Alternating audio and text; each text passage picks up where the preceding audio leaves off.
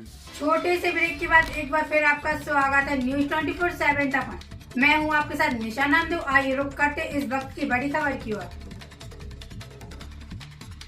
गंजबासौदा के वेदांत आश्रम में समायोजित विराट शत चंडी महायज्ञ श्री राम कथा के पंचम दिवस में जगत गुरु अनंता आनंद द्वाराचार्य स्वामी डॉक्टर राम कमल दास वेदांती महाराज ने आज के प्रवचन में शिव एवं सती के चरित्र का वर्णन किया। उन्होंने कहा कि सूर दुर्लभ मानव जीवन में सांसारिक व्यस्तताओं के बावजूद भी श्री राम कथा को श्रवण करने के लिए समय निकालना चाहिए।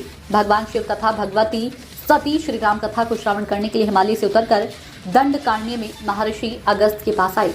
वहां भगवान शिव ने बड़ी श्रद्धा पूर्वक महर्षि अगस्त से श्री राम कथा को श्रवण किया, किंतु तर्कपूर्ण बुद्धि होने के कारण भगवती सती ने श्री राम कथा को ध्यानपूर्वक नहीं सुना। इसी कारण वन में सीता के वियोग में भटकते हुए भगवान श्री राम को देखकर सती को श्री राम के ईश्वर होने पर संदेह हो गया और वह भगवान शिव के बार बार समझाने पर भी श्री राम को परब्रह्म ईश्वर मानने के लिए तैयार नहीं हुई। स्वामी वेदांती ने कहा कि गृहस्थ जीवन एक रथ की तरह है और पति पत्नी उस रथ के दो चक्के हैं, जिनकी मिलनसारिता पर ही गृहस्थ रथ गतिमान होकर चलता है।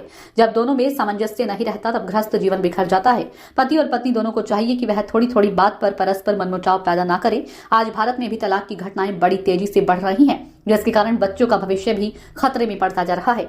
हमें श्री राम कथा को सुनकर पारिवारिक सौहार्द को बनाए रखने का प्रयत्न करना चाहिए। पति पत्नी का एक दूसरे में विश्वासी गृहस्थी को सुदृढ़ और मजबूत तथा परिवार के बच्चों को श्रेष्ठ पद पर चलते हुए ऊंचाइयों को छूने का सौभाग्य प्रदान करती है।